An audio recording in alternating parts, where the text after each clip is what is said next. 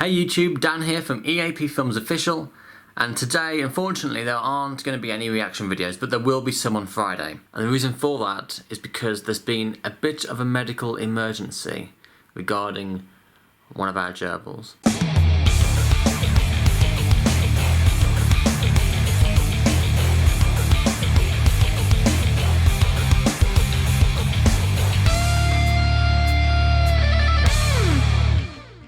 So as you can tell, our gerbil had to have a tail amputated. It happened last night. We were just about to go to sleep. Fluff, our grey gerbil, is always excited. You can see the branch behind me there. She always climbs up that branch, wanting to come out for attention. But she's also got a tendency of jumping, even at stupid heights, crazy heights, landing on the floor, and you panic because you think maybe she's hurt bones or whatever, but she's fine. But she was heading towards some furniture and we didn't want to lose her. And gerbils, as well as other rodents, have a defense mechanism that when their tails are grabbed, they can shed their tail. As gently as we possibly could, we tried to, collect her quickly before she scurried under the cupboards behind me here. And all we could manage to grab was her tail, and in just a flash of madness really, just to try and collect her, she just kept running and we just pulled the fur off her tail. And it was a good 3 inches worth of tail we had, and it was horrifying, absolutely horrifying. So we phoned an emergency vet and we drove down last night about 10:30. And unfortunately, we had to amputate her tail, which is really sad for everyone, really. It was quite traumatic because literally when we collected the gerbil, when she did get under the cupboards behind me, and when she did pop out, there's blood all down her tail, and I scooped her up, but it was horrible, it made me feel sick. So the reason why there's no reaction videos today is because I want to try and put her back in the main tank behind me without the others interfering with the stitching and the wound. And I want to make sure that she's okay, that she's warm enough, because the vet said that she needs a lot of warmth at the moment to make sure that because she's not going to be as active, that she's not going to get too cold and get any worse. So what I'm going to do to introduce her back into the main ones here is set up a compartment where Fluff can still be in amongst them and communicate with them, be near them, but it won't actually be in the same compartment as the others, so that they've got time to recover, get to know each other, and then when she's all well and better, we can let her back in with the others. So what I'm going to do is separate them with a wooden frame and a mesh, which will be a dividing section in the tank behind me. So to do that, I'm going to go to the hardware store and get some materials. Now the first thing I need to do is measure out how much wood I'm going to need.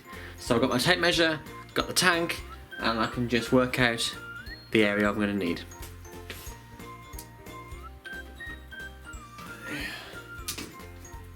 So I'm going to need at least 30 inches back and, what did I say, 34 in the height.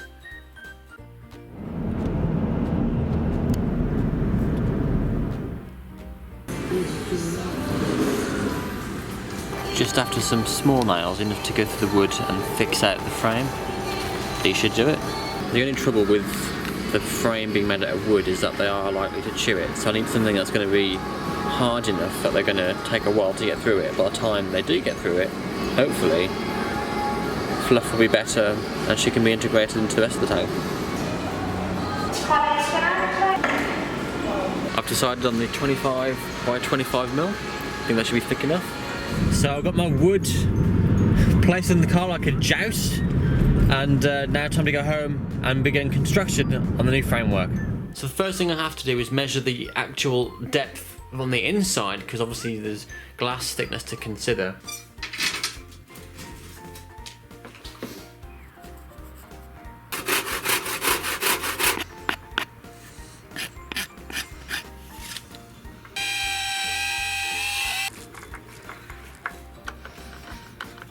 And before I attach the mesh, I need to make sure that this framework fits in here with no problem at all.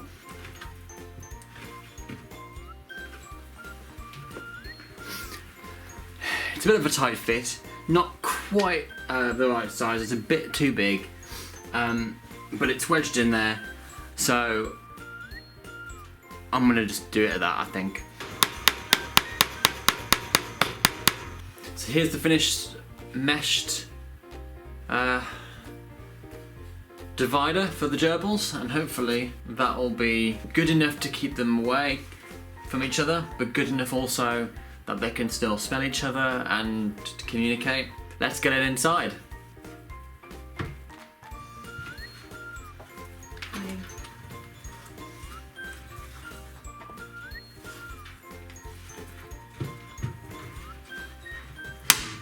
Oh shit.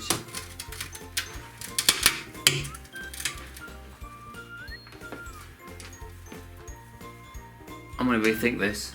I've just cracked the glass. I just kept twisting it and playing with it until eventually the shard actually broke off.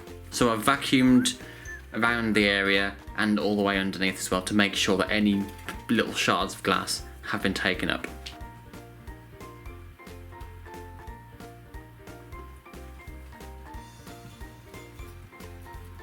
So that was our little project for today.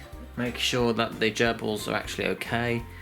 I'm going to move Fluff over shortly and hope that she doesn't get too scared or too anxious about things, because I don't want her to panic and, you know, do herself more harm than good. I think Fluff knows that her sisters are just next door, and it feels a bit like a prison at the moment, but at least they can be familiar with each other, they can see and smell each other. So hopefully in about a week or so we can take that divider out and they can be one big happy family again. So thanks for watching and thanks for understanding. So don't forget to like, share and subscribe, and we'll see you on Friday.